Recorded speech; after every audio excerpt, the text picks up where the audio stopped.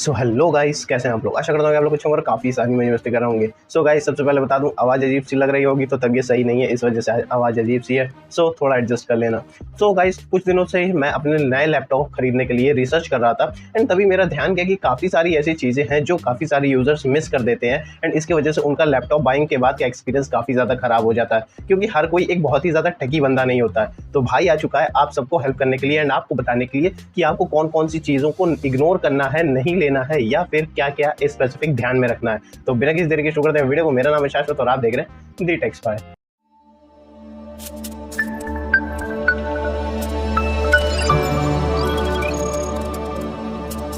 So guys, जब हम लोगों को नया लैपटॉप खरीदना होता है तब हम लोगों के अंदर काफ़ी सारी एक्साइटमेंट होती है, इसीलिए हम लोग मोटे मोटे स्पेक्स देख के ही लैपटॉप को बाय कर लेते हैं। जैसे कि उसके अंदर कितने जीबी की रैम है, कौन से जनरेशन का प्रोसेसर है, एसडीडी है कि नहीं है, या कौन से डिस्प्ले, कितनी बड़ी डिस्प्ले, बस। लेकिन हम लोग वहाँ पे मेन जो पार्ट्स होते हैं उनको मिस कर देते हैं, जिसकी वजह से कई बार ऐसा होता है कि हम लोग काफ़ी अच्छे स्पेसिफिकेशन वाला लैपटॉप खरीदते तो हैं, लेकिन हम लोग को परफॉर्मेंस और यूजर एक्सपीरियंस उतना अच्छा मिलता नहीं है। तो इसी के बारे में हम लोगों का सबसे पहला पॉइंट आ जाता है एसएसडी हाइप। अब देखिए, आप भी जानते होंगे एंड आजकल हर कोई जानता है कि लैपटॉप में एसएसडी होने का मतलब है कि लैपटॉप काफ़ी ज़्यादा फास्ट होता है एंड सेलर्स को भी ये बात पता ही है, क्योंकि वो लोग तो भाई इस धंधे में है ही।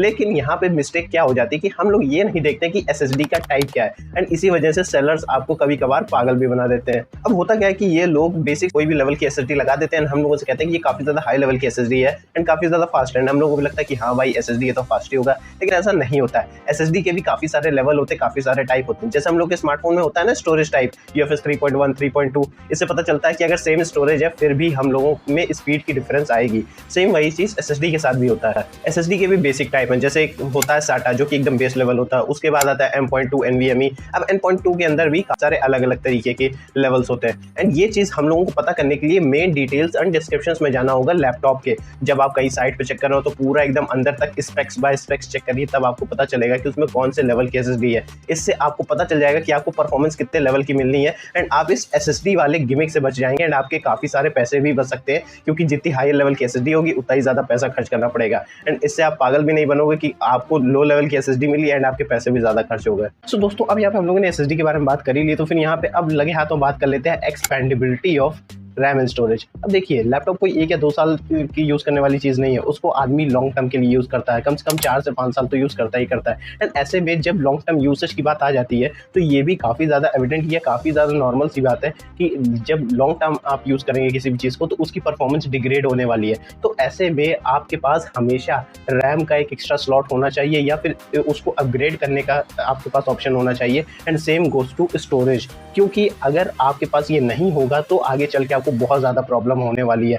8 GB का रैम अभी आपके पास है तो आपके पास ऑप्शन होना चाहिए कि आप उसको फ्यूचर में जाके 16 GB, 32 GB जितना चाहो तक कर लो।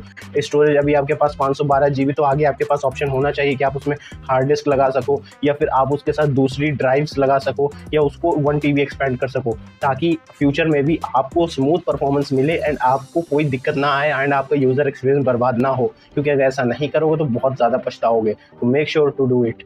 तो दोस्तों, अब यहाँ पे मैं जिस चीज़ के बारे में बात करने वाला हूँ वो है डिस्प्लेस। अब आप लोगों ने IPS LCD, FHD, anti glare ऐसे टर्म सुने होंगे डिस्प्लेस को लेके, लेकिन मैं आज यहाँ पे काफ़ी ज़्यादा फैंसी टर्म टच डिस्प्लेस के बारे में बात करने वाला हूँ। अब देखिए, टच डिस्प्ले नाम सुन के काफ़ी अच्छा लगता है ना कि भाई यार इस लैपटॉप में टच डिस्प्ले है, लेकिन बात यह आ जाती है कि टच डिस्प्लेस काफ़ी ज़्यादा महंगे होते हैं, बहुत ही ज़्यादा कॉस्टली होते हैं एंड इसकी वजह से ये होता है कि हर कोई उसे बाय नहीं कर सकता एंड काफ़ी सारे लोग अपना बजट एक्सटेंड करते हैं उसको खरीदने के लिए। क्यों? क्योंकि वो एक स्केच आर्टिस्ट है, एनिमेटर है या कोई प्रोफेशनल वर्कर है। लेकिन मैं आपसे बता दूं, अगर आप लो लेवल या लो स्केल पे कोई प्रोफेशनल वर्क करते हैं, आप iPad ले लीजिए, उसमें आपका वो सारा काम अच्छे से हो जाएगा। अगर आप बहुत ही ज़्यादा अल्ट्रा अल्टीमेट लेवल के प्रोफेशनल हैं तभी आप टच डिस्प्लेस के लिए जाइए। एंड एक चीज़ और बता दूं, टच डिस्प्लेस का भरोसा नहीं है कि वो कितना लंबा चलेंगे, क्योंकि इतना अच्छा ये होता नहीं जितना हम लोग को लगता है, क्योंकि इसके पैनल की क्वालिटी क्या है, कैसा है, ये हम लोग को नहीं पता। यानी कि सिंपल सी बात, जितना सस्ता टच डिस्प्ले उतना ही खराब उसकी क्वालिटी होने के चांसेस हो जाते हैं। एंड इसके साथ ही एक और चीज़ आती है कि इसकी केयर बहुत ज़्यादा करनी पड़ती है। एक खरोच भी आ गई तो आपका पूरा डिस्प्ले गया एंड उसी के साथ ये हल्का सा मोटा एंड बल्कि होने के भी चांसेस बढ़ा देता है, जिसकी वजह से हम लोगों को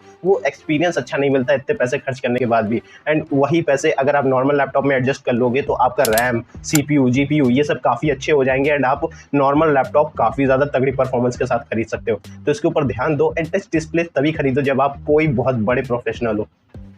तो दोस्तों अब यहाँ पे जो अगला पॉइंट आता है वो आता है ओल्ड लैपटॉप्स। अब देखिए मैं यहाँ पे ओल्ड लैपटॉप से ये बात नहीं कर रहा हूँ कि second hand laptops, old laptop से मेरा मतलब है पुराने जनरेशन के लैपटॉप। अभी देखिए लेटेस्ट जो जनरेशन चल रहा है वो है 12th generation, 11 generation, i5 12 generation, i3 12 generation. ऐसे जो लैपटॉप्स हैं ये काफ़ी अच्छे माने जाते हैं, ये 1 साल 2 साल पहले लॉन्च हुए।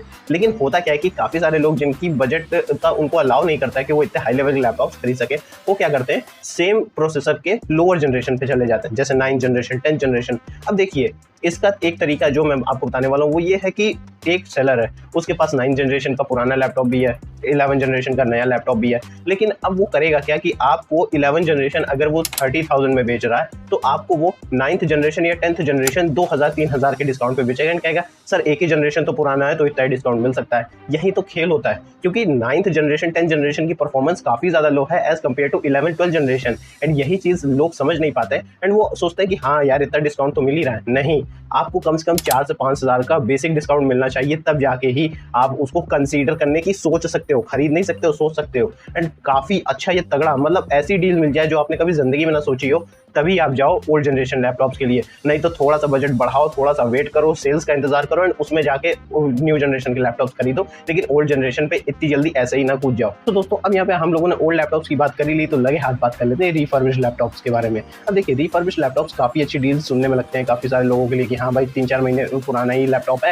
एंड इतने कम प्राइस में इतनी अच्छी डील मिल जा रही है। एंड ये होता भी है, काफ़ी अच्छी अच्छी डील्स आपको मिल भी जाती है, लेकिन बात आती है ओरिजिनलिटी की। अब देखिए जब आप एक नया लैपटॉप खरीदते हैं तो आपको 100% श्योरिटी होती है कि इसमें सारे पार्ट्स ओरिजिनल लगे। सैमसंग का लैपटॉप है तो सैमसंग का ही रैम लगा होगा, ये नहीं कि तोशिबा की रैम लग जाएगी। And same goes to refurbished laptops. अब इसमें क्या होता है कि इसमें जो है प्रोडक्ट्स थोड़े से यूज होते हैं, कुछ वियर एंड टियर होते हैं, स्क्रैचेस होते हैं, उनको फिक्स करके कम प्राइस में आपको दिया जाता है एंड आपको 6 महीने की वारंटी भी मिलती है। तो आपको लगता है कि हाँ भाई थोड़ी सिक्योरिटी भी है, वो अच्छी चीज़ है। एंड ये जो है रिफर्बिश्ड लैपटॉप्स का केस जो है ये मुझे थोड़ा तुक्के वाला, थोड़ा लक वाला लगता है कि अगर आपने सही प्रोडक्ट आपकी किस्मत में हुआ तो काफ़ी लंबा चल जाएगा, नहीं हुआ तो 6 महीने या 1 साल बाद बेकार हो जाएगा। एंड इसके पीछे का रीज़न क्या होता है कि जब इसको फिक्स किया जाता है तो ज़रूरी नहीं है कि इसको फिक्स करने के लिए ओरिजिनल पार्ट ही लगाया जाए। तो मान लीजिए कि किसी लैपटॉप में सैमसंग की रैम लगी है तो जरूरी नहीं कि जब उसको फिक्स करके आपको दिया जाएगा तो उसमें सैमसंग की रैम लगी होगी, कोई लोकल रैम भी लगा के दे सकते हैं एंड आपको उतने प्राइस में बेच सकते हैं। इससे होगा क्या कि आप यूज़ करोगे तो आपको performance up to the mark नहीं मिलेगी, भले ही वो 1 महीने 2 महीने पुराना हो फिर भी आपको उस लेवल की परफॉर्मेंस नहीं मिलेगी जितनी आपको मिलनी चाहिए।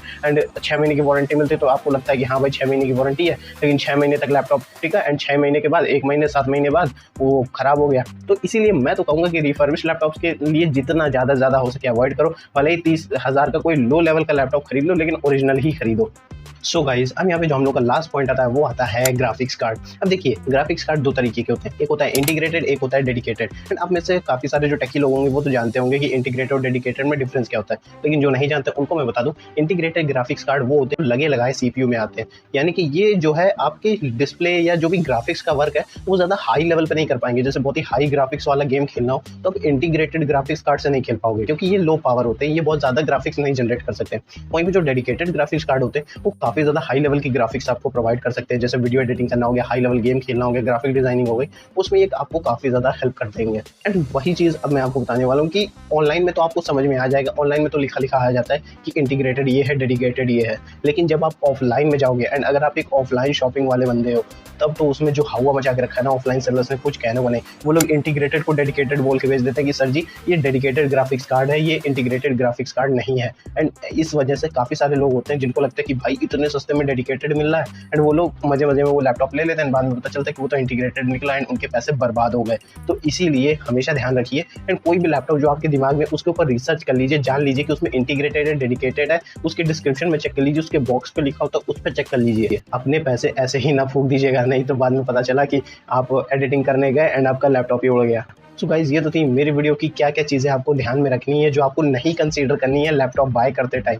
तो अगर आपको ये वीडियो पसंद है तो प्लीज़ वीडियो को लाइक कर दीजिएगा, इसको ज़्यादा से ज़्यादा शेयर कीजिएगा अपने दोस्तों के साथ, ताकि अगर उनको लैपटॉप खरीदना हो तो वो इन चीज़ों का ध्यान जरूर रखें। एंड कमेंट में बताइएगा कि आप कौन सा लैपटॉप यूज़ करते हैं। साथ ही साथ अगर आपको ऐसी टेक वीडियोज़ देखना पसंद है तो फिर इस चैनल को सब्सक्राइब करके बेल आइकन को जरूर कर लीजिएगा, ताकि जब भी मैं ऐसी मजेदार वीडियोज़ लाऊं तो आपको नोटिफिकेशन सबसे पहले मिले। सोशल मीडिया हैंडल पर मुझे फॉलो कर लीजिएगा लेटेस्ट अपडेट्स के लिए। तब तक मिलते हैं अगली वीडियो में। Till then stay safe, keep exploring है। जय हिंद।